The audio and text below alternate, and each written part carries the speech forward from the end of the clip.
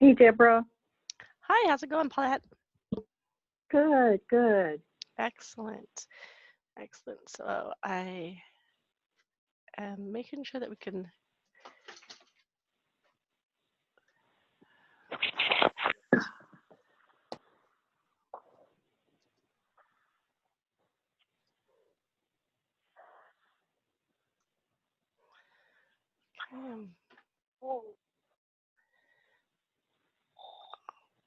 Right.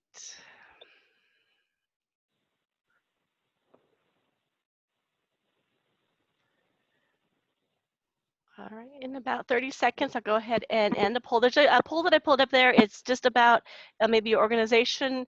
This is a poll that was put together by 1OC, and so it's kind of interesting to see how we were prepared in Fullerton and how we are responding in Fullerton. I have a couple other polls that we'll do throughout the meeting. So I just want to welcome everyone. We are live streaming on Facebook, and I do ask that you mute yourself if you're not already muted, and that just will help with any feedback that we may have. You can also mute your picture if you would like, and that is great.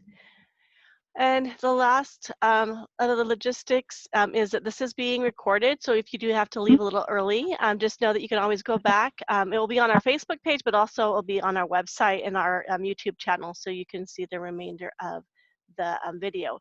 I do invite all of the members to post in the chat. I have that open for you so that you'll be able to post your contact information if you like on any flyers that you have there as well, so that people can actually have access to that after. So I'm going to go ahead 5 seconds, and we have about almost half of you have completed the poll. And if you don't get to it, I'm going to actually put the link to the survey in the chat as well. So, and I'll go ahead and end the poll. And so currently, just to share the information, you should be able to see the results from those that took the poll. This is our organization was split between those that were prepared and not prepared for that pandemic. And it looks like a third of our organizations have had to lay off or furlough employees because of that, of the pandemic. And the majority, or more than half, has to reduce the number of employee volunteers. So our volunteer workforce, and 27% have not been able to ask the volunteers to return yet. And also the need for our services has actually increased a lot. So 36%, even though we have less people and staff that we have. And then how has the pandemic impacted you?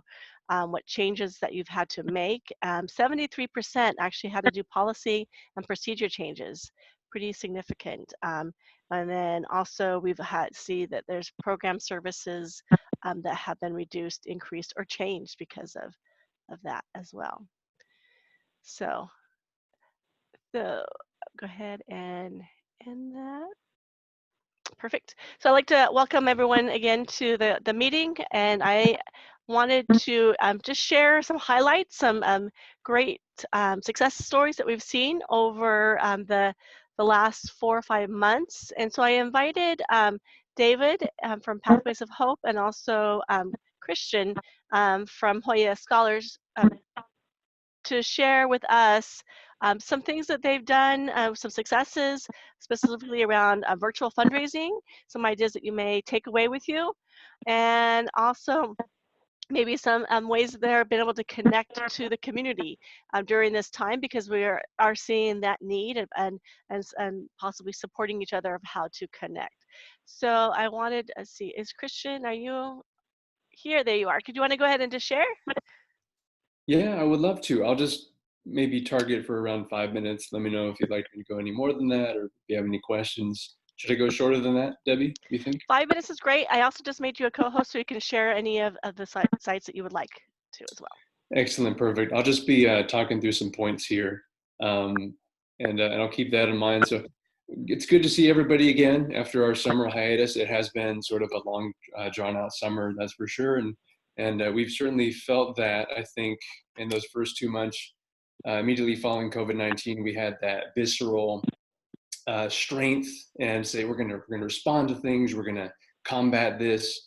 And then, months 3 and 4 and 5 hit, and you're feeling a little bit of that resilience fatigue, I think. So we're sort of in that zone right now. And we're trying to roll with the punches. 5 months in, we want to be as resilient as we were, and COVID-19 doesn't seem to want to slow down. But just as a quick example of how we were able to pivot, 2 weeks before our annual gala was set, and it was originally set earlier this year for March 29th. Of course, it was the COVID-19 was labeled a pandemic.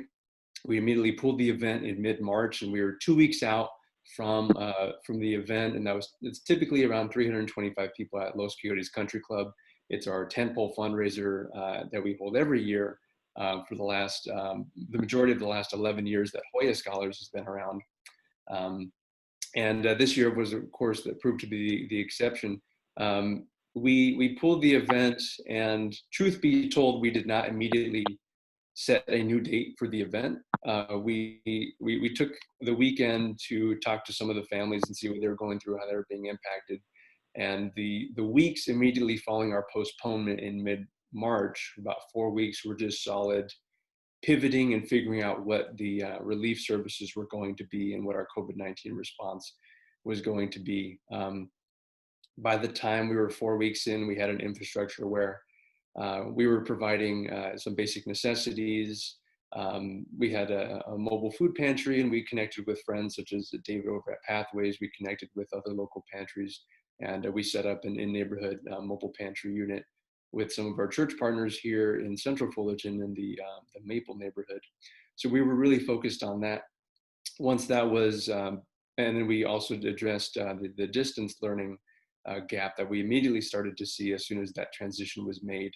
And we began having those Zoom sessions and really just trying to do what we can to engage the kids. And of course, right now we're in that season. So programmatically, that's what we were experiencing in brief.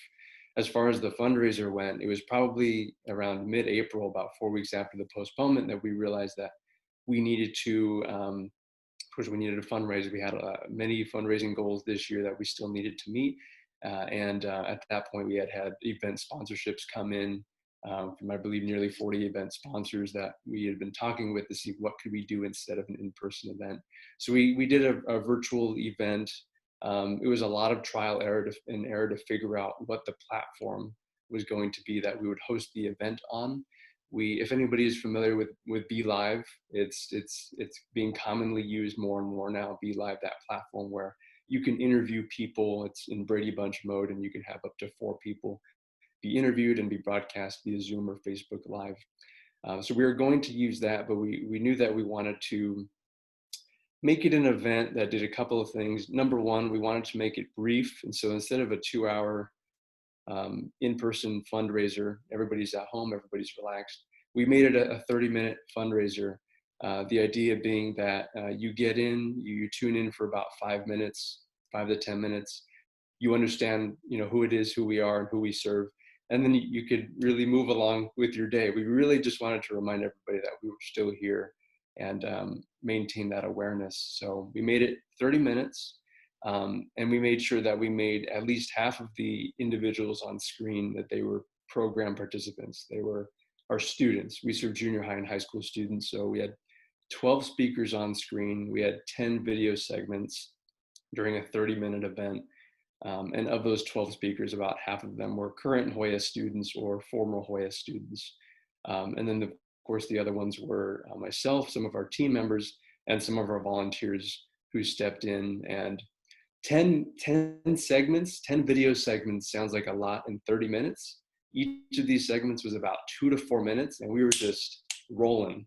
So by the time we got started and we were streaming, we had comments that were coming in by the end of it. And we heard comments from people saying, I planned on tuning in for 5 minutes and I stayed for the whole thing just because it was relentless. We were moving. We had segments where we highlighted our relief programs, but we also had segments that offered levity. For example, 2 of the segments were several of our Hoya scholars just doing some good news segments. and talking about the increase in pet adoptions and recent achievements that the students and our volunteers have received. And so we had boots on the ground style news reporting as part of Some Good News.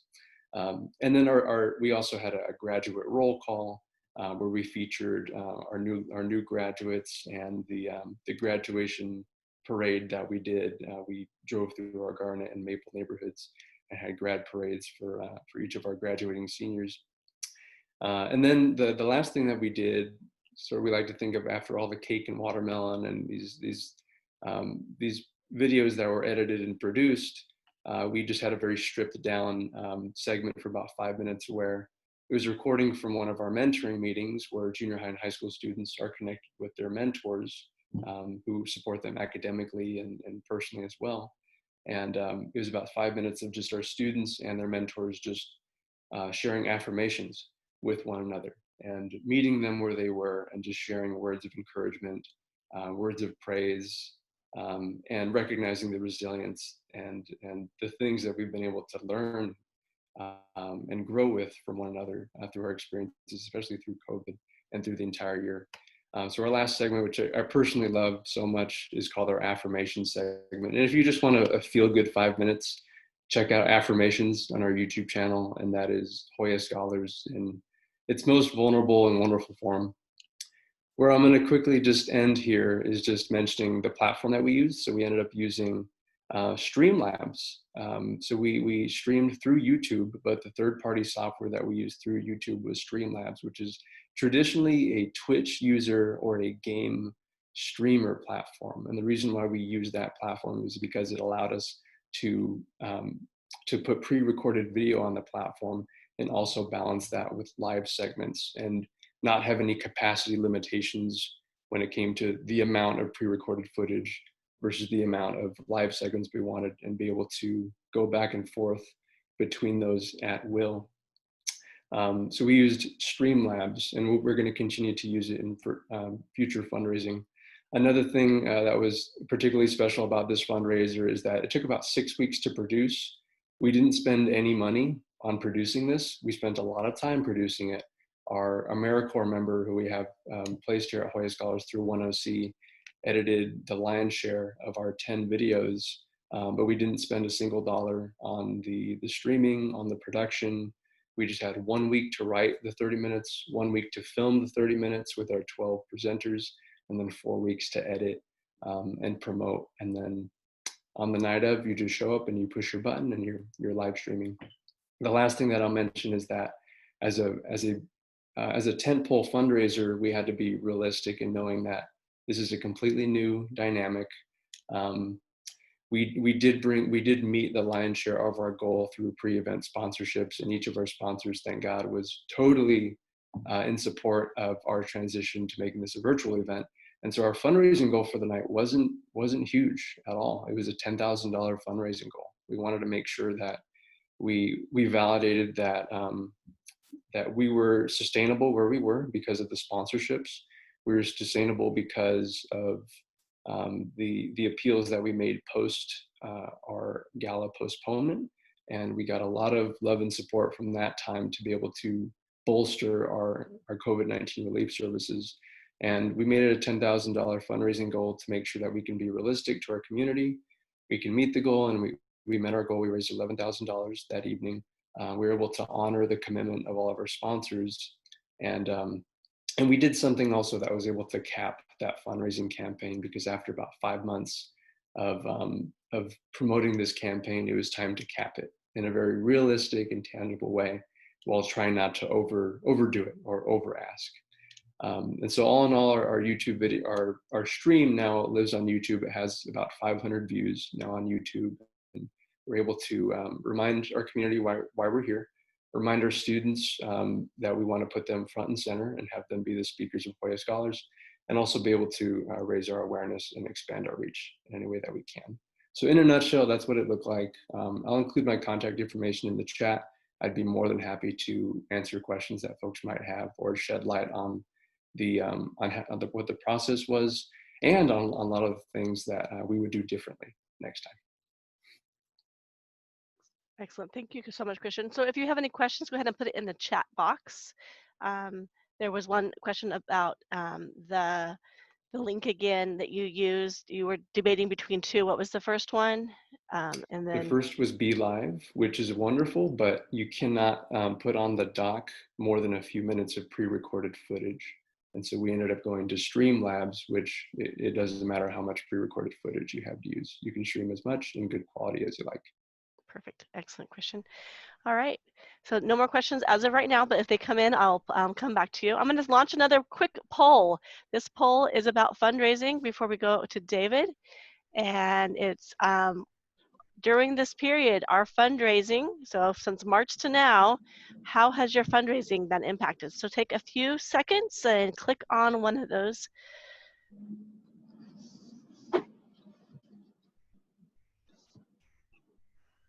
Great, we're at 21%, 25%. You guys are doing good.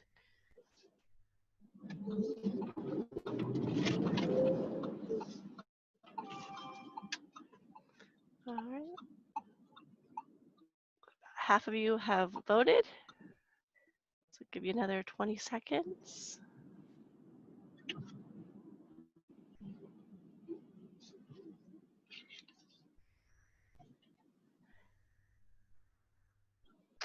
So I believe if you're a co-host, you're not able to vote. So maybe that's why Jennifer and David, you're not able to vote, I guess.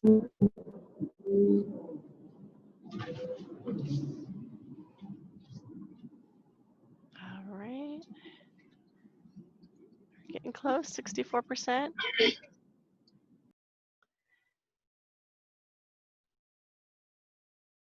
And I'm going to go ahead and close it in 5 seconds.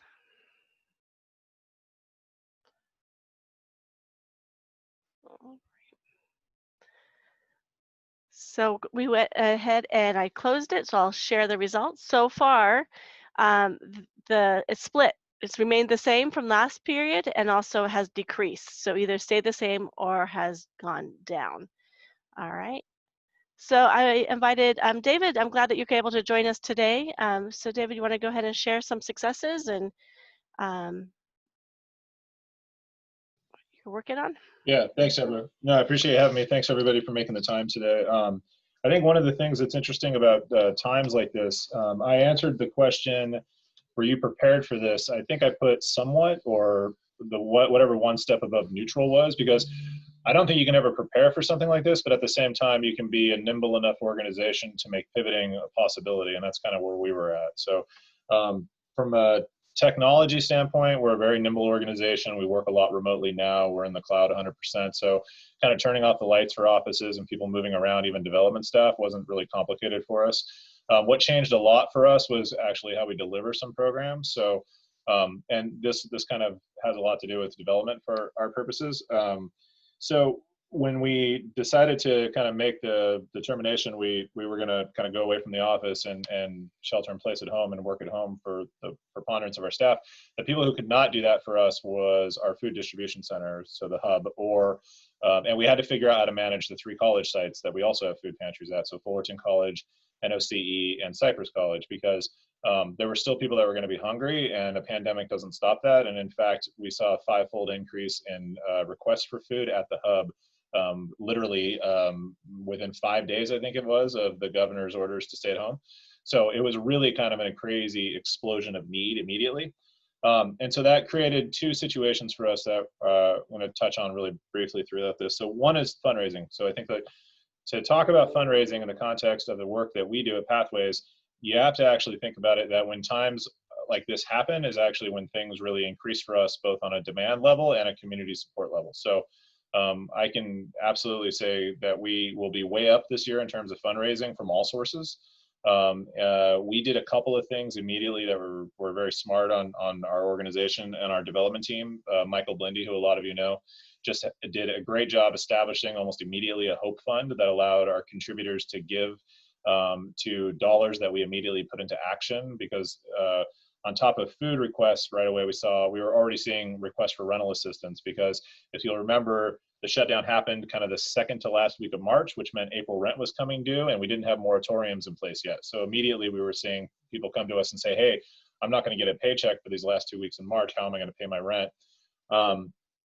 To further corroborate that, both the city of Anaheim and the city of Fullerton both stepped up very generously with contracts for us to do rental assistance for their particular residents, and we're still working on that too.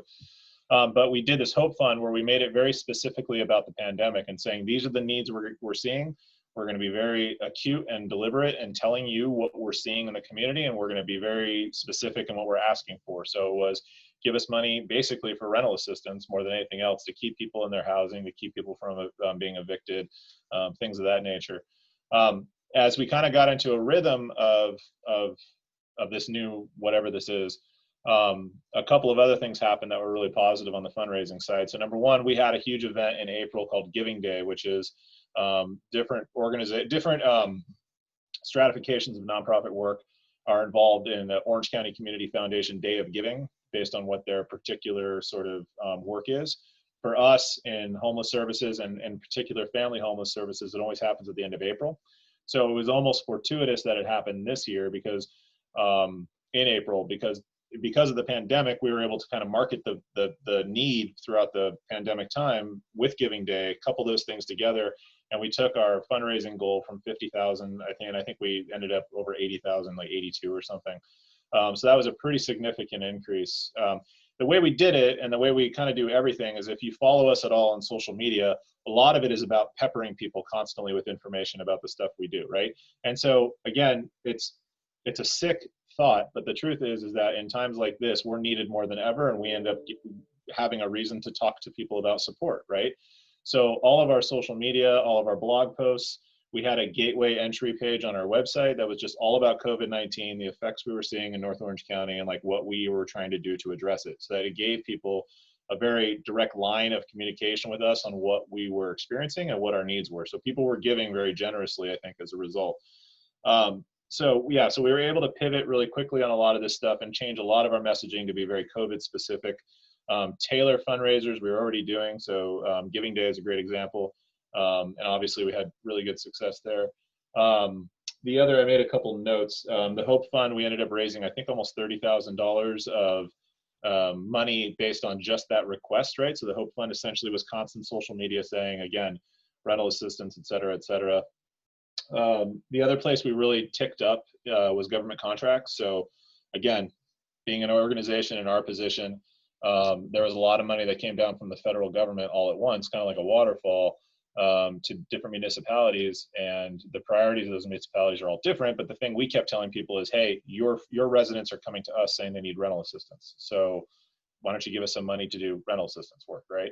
Or food work or whatever. So, and then finally, the other thing that's interesting about fundraising during this time is like Christian was talking about, when you have an event already planned that you always do in person and that you kind of have certain expectations around.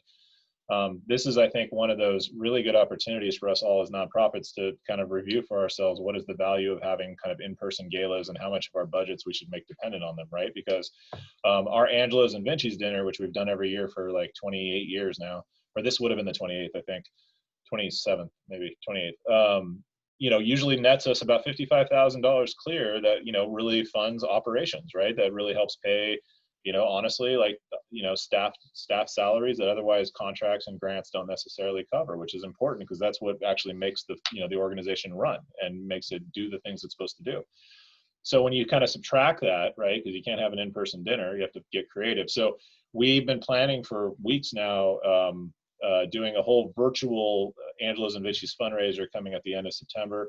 We brought in a film production team that from my first career that I knew really well and worked with. And we're going to be filming this whole tour of all of our sites, showing people all the work we do, putting together what we're calling this mystical, magical virtual tour. And it's going to kind of demonstrate all the work pathways. It's going to give a lot of the staff the ability to talk about their jobs, so it can really connect with people who are supporters of ours. But we actually have a more ambitious goal. And I mean, I think we're aiming for $75,000 because, again, we're just seeing, an unending need of people that are walking up to the hub every single day that need rental assistance, need food, need different basic needs, need transportation. The Anaheim Community Foundation was very generous in helping us get like gas cards and things like that. So, you know, I think the material needs of people in the community are just at a place where there are people out there who have resources still during this time period and want to contribute to other people's, you know, material position being stronger and getting through this, right? And so tapping into that takes just, what I think has worked for us is just unrelenting communication to the community. I think constantly talking about this, constantly putting it out there on social media, has been good. And I'm trying not to go too long. The last thing I'll say really quickly is about volunteerism. So Pathways of Hope has been massively dependent on volunteers, in particular at the hub for forever and a day, right? That's who distributes our food. That's who does so much for us, picks up our food. And I think we are an organization, if you know Ann Stoddard, she's an amazing volunteer coordinator. She's just such a great person in the community that gets out there and engages people. And we love that. The problem is when your volunteer base is primarily people of a certain age group that are very vulnerable to COVID, the day you make the decision that you're decamping, that means they all have to stay home and you can't bring them back. So one of the big challenges for us has been recruiting new volunteers. And I was at the hub 2 days ago, and I swear the average age of the volunteer that day was 23. I mean, it was like we had this new group of people come in, college students, who, you know, have schedules that they're not sure about yet because college is changing, you know. But they were in there, and they're in there just working just as hard as anybody else, and it was great. But it really took, you know, Ann's creativity and our development department's creativity to find those volunteers and to be able to make those pivots. And you know, the very last thing I'll say is that the other issue we've had obviously is reworking how we work with the colleges at our food distribution sites. And you know, fortunately, we have great partners. We have several Fullerton College people on right now, and they've been an amazing partner in helping us get creative in how we do that work. And that's gone really well. And with Cypress and NOCE, we're still learning a little bit about what the future looks like for us, but it's kind of a where there's a will, there's a way situation. So we've been really happy with all of that. And I'll stop talking and take any questions that anyone might have about any of that. Thank you so much, David. I do not see any questions yet in the chat. So if you do have questions, please feel free to share as well. Excellent. So we're going to go ahead and shift a little bit from the fundraising aspect of it is the volunteer, like you mentioned, and how do you get volunteers? And so I invited Cal State Fullerton, Robert Pierce, to share about Cal State Fullerton, and we also have Fullerton College on as well. So Robert, I'm going to go ahead and turn it over to you and your staff. Thanks, Debbie. Hi, everybody. Hope you are all well and coping okay. I am just going to share my screen because I do have a little presentation that we want to share with you here. So, and I'd also like to introduce, before I do that, Ashley Jones, who's also on this call. She's our partnerships, community engagement and partnerships coordinator. And I just want her to be here to show her face, and you can hear her voice since she's an additional person you can reach out to at Cal State Fullerton about academic internships and internships. So, so I'm just going to go ahead and share my screen now. Hopefully this works. Can everybody see that? Can you see that, Debbie? Yes. Fantastic. Yes. Okay. Okay. So now I've just got to get it to work. Oh, there it goes. Okay. So as many of you may already be aware, we are virtual. We are offering classes virtually in the fall at Cal State Fullerton. The vast majority of classes will be virtual, and that does extend to internships as well. So there are a lot of departments that are still going forwards with their internships. Oh, it looks like I've got some timing on my PowerPoint there, so if it skips forwards, please ignore that. I'll put it back. The internships are also going to be virtual as well. So many of you may not have offered a virtual internship before, but we want to make sure you know that that is a possibility. We have a lot of departments that are still the students are still required to do internships as part of their program. Psychology students, sociology students, health, human services students, health science and public health students. A lot of students still looking for opportunities. So there is a market, so to speak, for getting students involved in your work in a virtual capacity. So again, we are following the CDC and Cal OSHA guidelines, and this is what imposes upon us the decision to offer only virtual opportunities in the fall, and this is semester by semester at this point. This is for fall. We don't know beyond this into spring what the situation will be. So CSUF interns may not conduct any on-site activities with staff or clients at this point, but we can still offer virtual opportunities. So let me just define a little bit about what virtual opportunities look like, and if this is something that you can see your organization benefiting from, then this is how it should be structured, and we're happy to consult with you about how you put that together. So so the first thing is that all assigned internship duties must take place online using synchronous or asynchronous programs. So you can obviously use Zoom. We're all familiar with Zoom now, or Skype, or whatever it is that you're using. But then you can also, provide asynchronous like videos or anything like that, any sort of training that you have, that you can assign to your students through various platforms. The second is that we do hope that you'll, as an academic internships, it's, there still is an academic component. There's a learning component for the student. So we, the structure of the offering that goes to our students still needs to show that they're going to get some sort of orientation, and there's going to be some sort of learning taking place in the opportunity that you're providing. So some thoughts should go into how that's structured and what sort of orientations you can give them prior to them beginning their internship with you. The next thing is an intern should receive regularly scheduled debriefings or one-on-one feedback.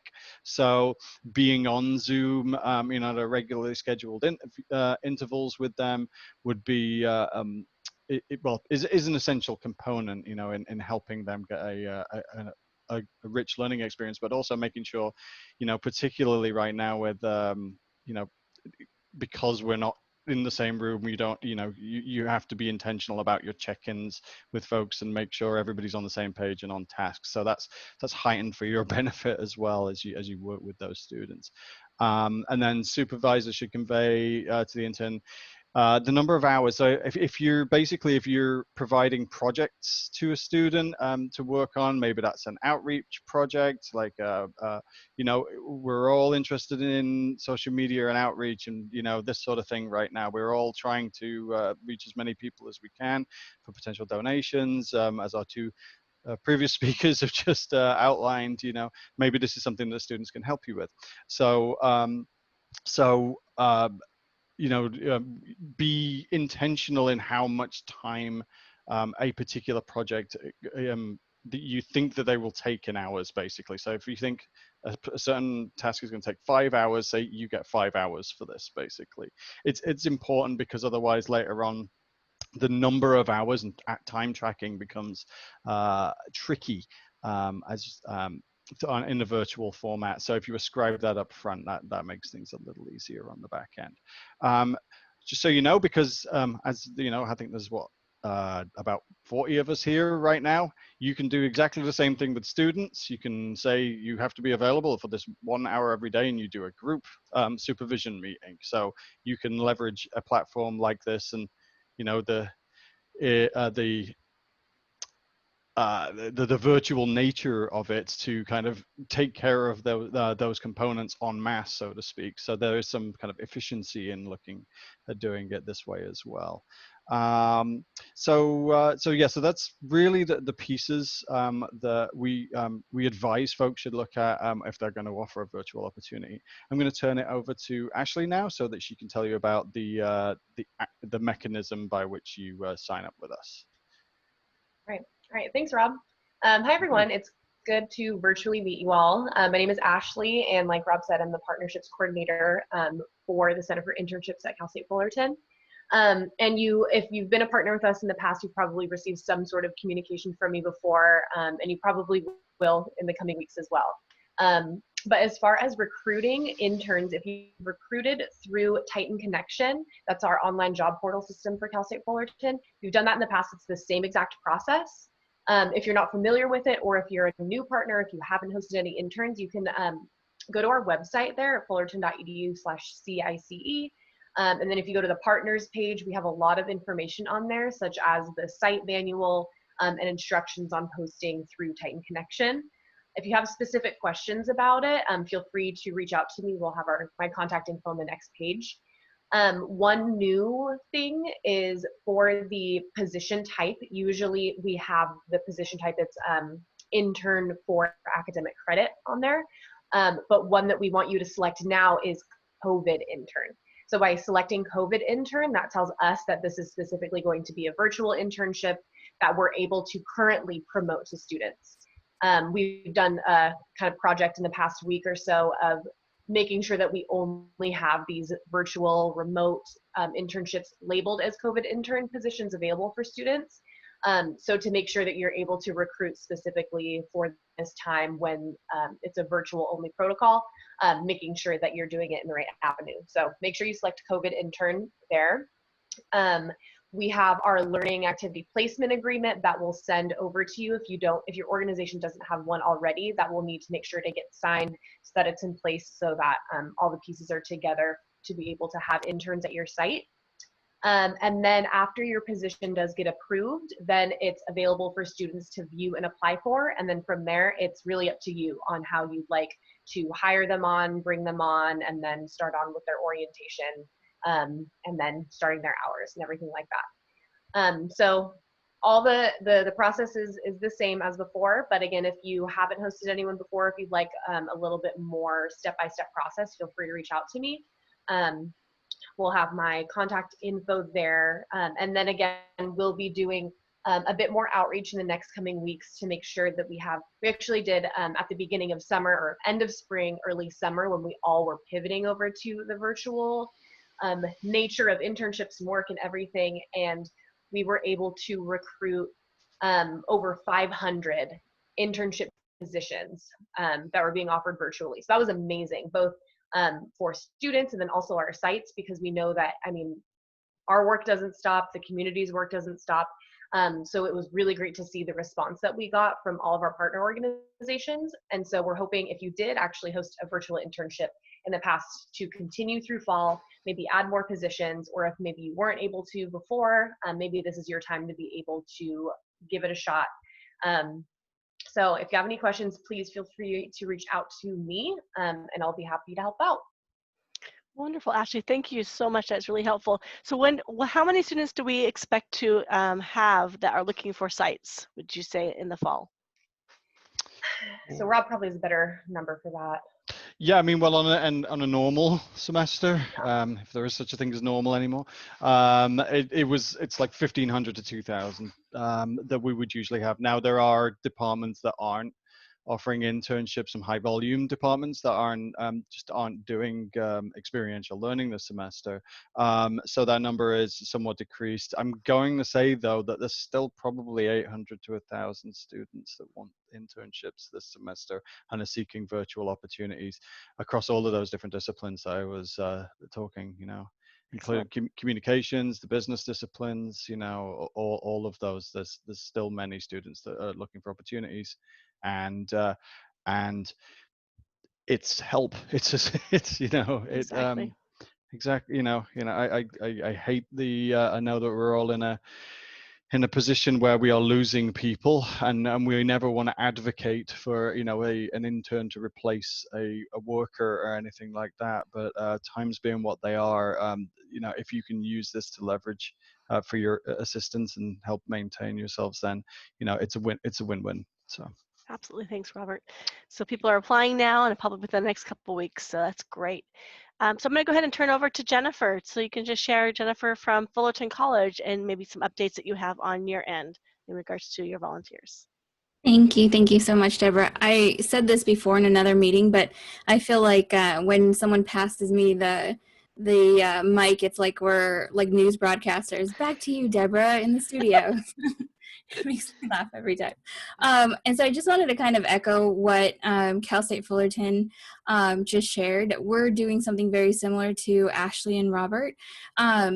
At Fullerton College, we sent out a survey last week just to get a feel for what employers, how employers are functioning currently. So are they looking for interns? Are their protocol with COVID being followed by CDC regulations?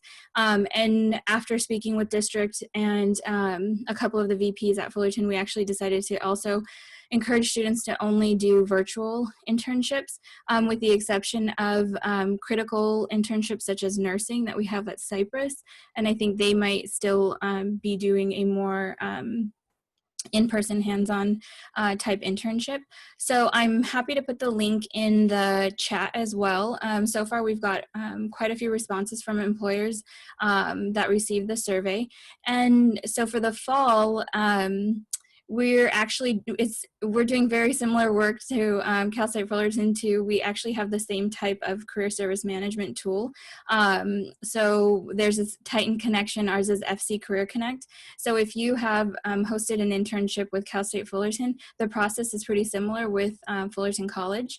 We're doing our timesheets and our evaluations using Adobe Sign. So you won't ever have to have a paper that you need to sign. It's all through Adobe Sign. And then our contract and agreements are going to be through our FC Career Connect. Again, the same career service management tool that Cal State Fullerton is using. And so while we pivoted in the spring very quickly, we were able to still maintain internships with NASA, JPL, and then we had a summer internship for computer information systems with a government contract agency. And that was actually really amazing because 100% of the work was done virtually. So we'll continue to work with those two agencies and more, hopefully. In the fall, sadly, a lot of our internship courses were cut. And so right now we're looking at, for the fall, we have our art, business, computer information systems, journalism, and paralegal. Those are the internships that we're offering. All to say that with business and computer information systems, it's a pretty broad umbrella, so we can fit different types of internships in there. So it doesn't have to be just 100% business. The other thing that we're doing is in the late spring, in June, we actually hosted a virtual career fair. We had over 480 students register for that, which was amazing. And we got some really good feedback. We are working with our career service management tool to get a virtual career fair platform that would be a little bit more helpful than Zoom. Managing over 400 people, the maximum is 300 on Zoom can be a pretty daunting task. So we might pivot to that platform. We also are doing targeted career fairs. So we worked with Applied Medical just last week and had a really successful event where they presented, and then they offered a specific link to Fullerton College students to apply for manufacturing technology and CNC operator positions, which was amazing. And then we're also using more of some software, Career Center's resources and software. So VMOC is our new tool that we're going to be using that is resume critiquing software to help more students than we can virtually. And then also we are launching a workshop series, including LinkedIn Learning, how to build a LinkedIn profile, how to transfer your classroom skills into the workforce, resume interviewing techniques, and a couple more things that I can't think of right now because I have Zoom brain right now. But pretty much that's what we're doing at Fullerton College. If you have any questions, and Zoot said VMOC is great. I know, I'm so excited. And I know Cal State Fullerton uses them too, so it's exciting. If you have any questions or you want to reach out to offer an internship to our students, I'll put my email in the chat. Or if you want to have a conversation about employment or doing a targeted career fair, I'll also put the link to the survey in the chat as well. Thank you. Thank you so much, Jennifer. Now back to you. All right. So we're going to go ahead. I'm going to switch it over. We're going to just do report outs. I appreciate you sharing, Jennifer, and also Robert, and for all your information. And I think this is going to be a wonderful resources that we have as we are looking at, turning this corner, what virtual means and how do we engage our volunteers, and also how do we engage our community as well. And thank both David and also Christian for sharing that as well. So with that, I'm going to ask Barry Ross. He is the treasurer for the Fullerton Collaborative.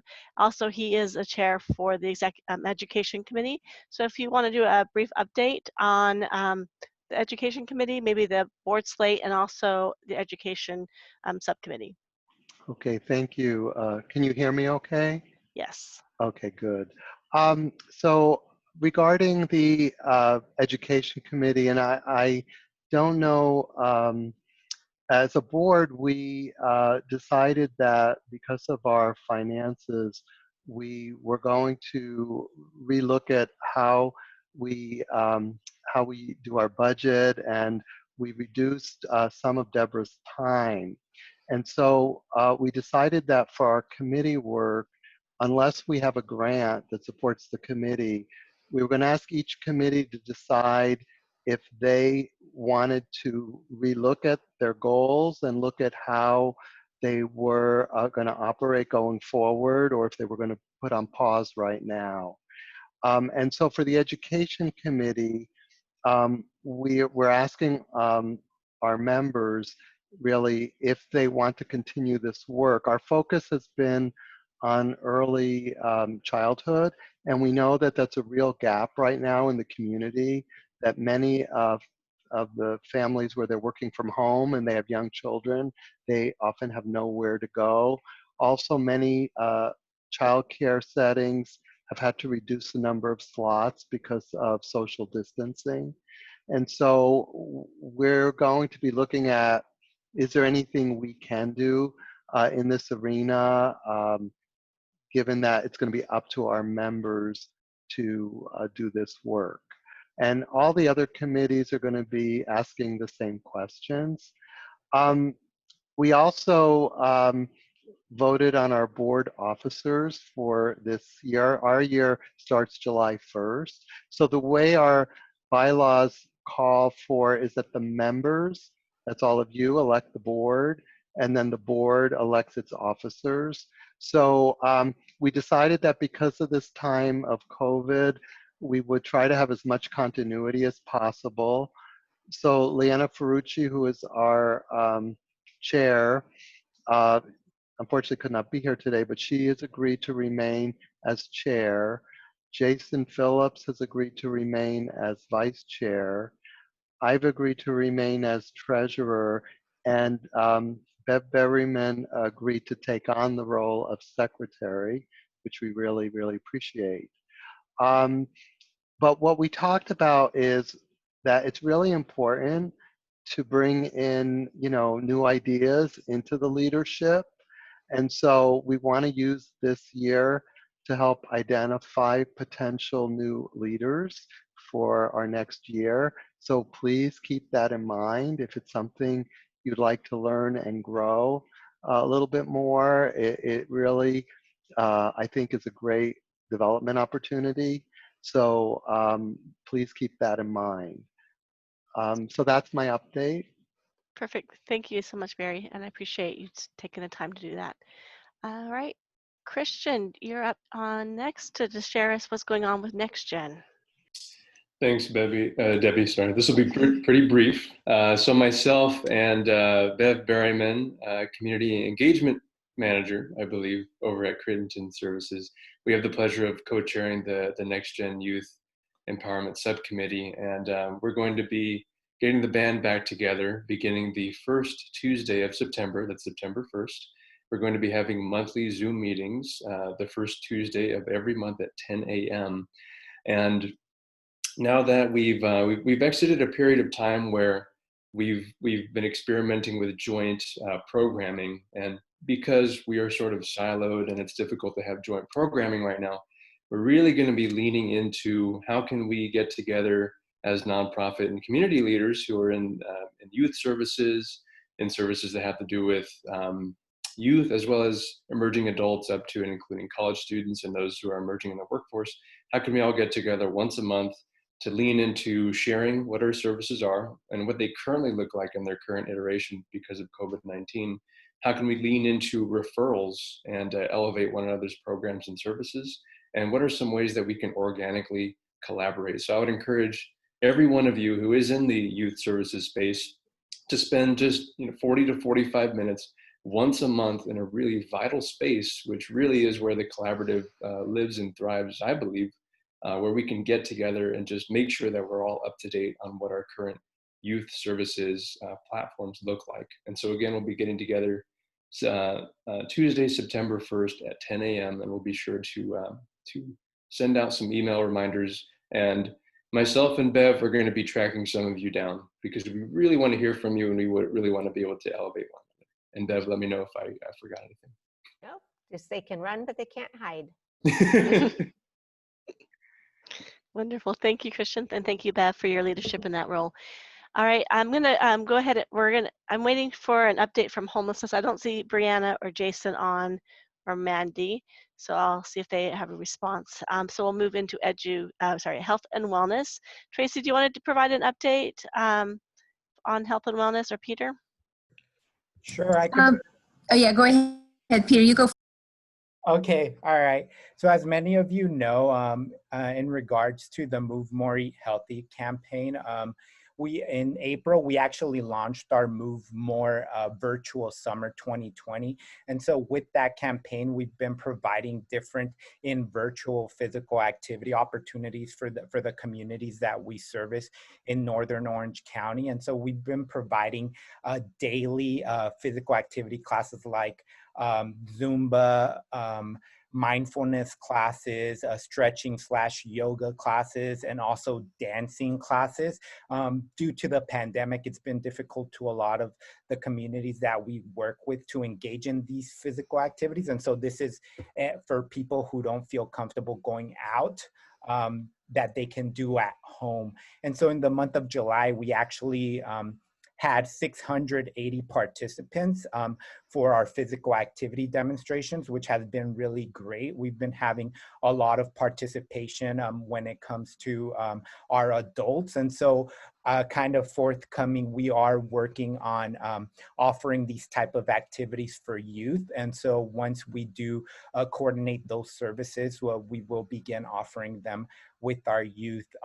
Also today, with the Move More Virtual Summer, we also offered 2 different prizes for people who committed themselves to engage in, for adults, 60 minutes of physical activity a day, and then youth, I'm sorry, other way around. Adults, 150 to 300 minutes of physical activity a week, and then youth, 1 hour a day. We raffled off 2 different prizes, and so today we will be announcing the winners of the people in the community who made that goal commitment to do more physical activity and engaged in our Move More virtual summer. So that's my update. Thanks, Peter. Tracy, do you want to share anything else in addition? Yes, just that we've heard from the community and just, from the community partners as well, is that, getting that physical activity, as Peter mentioned, just really is a challenge. And so we're actually going to continue on with our encouraging people to get out and be physically active and launch the fall into fitness. But we're also going to be providing, we're in the process of discussing now how we can also encourage people to eat healthier and simple snacks that they can have, because people aren't going out as much. People have complained that they're putting on those extra pounds. And so we want to try to get people physically active. And then also we just know that being active really helps with your mental health. And we also know that, this is a pretty stressful time. So looking at your total wellness is very important. So we want to help and continue to support that. Excellent. Thank you, Tracy. Yes, and our last meeting, we actually had discussion around the mental health component as well. And I know that both the Fullerton Elementary School and also the high school are doing some excellent resources. And actually at the next meeting in September, we plan on sharing some of those with the community as well, along with how we are supporting the community in our education programs. So thank you so much. So in regards to the homelessness, of course, we know that there is no lack of need in the city of Fullerton. And we are also seeing challenges coming up with the end of some of the funding for some of the resources that we are providing homelessness resources in our community. So we are partnering with the city and also the faith communities together to help support each other and some upcoming issues that are being presented at both the city council level along with the community level as well. So we will be sharing those resources with you and also with those that are directly impacted with the community as well. So there is not a formal meeting, task force meeting as of yet, but if you are interested in getting to more information, I will put Brianna's email in the chat so that you'll be able to reach out to her directly with the city of Fullerton. All right. So with that, we're going to go ahead and I'm going to launch another poll. I'm looking at our meetings. Once we become able to have large gatherings, how would you actually prefer in attending the general meeting? So that is my poll for you. And then I have one final question. Was this successful? Do you like doing the Zoom, or do you like to see each other in person? This helps us as we plan once that governor makes that declaration so that we can move forward. So go ahead and close that shortly. About 56% of you have voted, so we'll wait about another 10 seconds.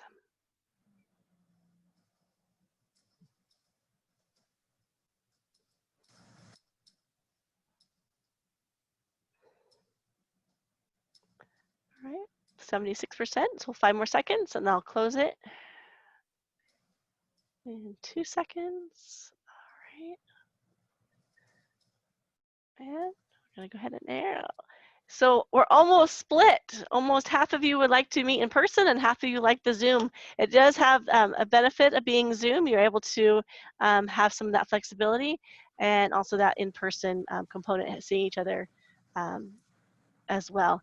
So one item, we have a few minutes left. I do want to provide some space for our community to share what resources they have or any flyers they have. I know, Paulette, I wanted to just share also with everyone a wonderful resource. Many of our nonprofits may not be aware of the Orange County Small Business Relief Program. When I first saw it, I'm like, oh, it's a business, it's not a nonprofit, but it is for nonprofits, and it is through the CARE Fund, and it is extended. They will have through the 22nd will actually close, so they need to complete the application. I will put this link in your chat box, and it is for $10,000, and it's for businesses and nonprofits within District 4, which is including Anaheim, Fullerton, and La Habra. We have organizations within Fullerton that have been able to receive funds, but there's also so many more that we would like to do. So the funds are to help you that were forced to close, lay off an employee, or your revenue has declined. It is not for home-based opportunities, but it is for nonprofits with not more than 25 employees, so 0 to 25 employees, and you are able to get one award per business. And there's just some, of course, you can read regarding some of the qualifications. Paulette, did you have anything else that you would like to add to that? believe you're on mute. While she's coming on, Debbie, it's up to 10,000. Up to, yes, thank you. Up to 10,000.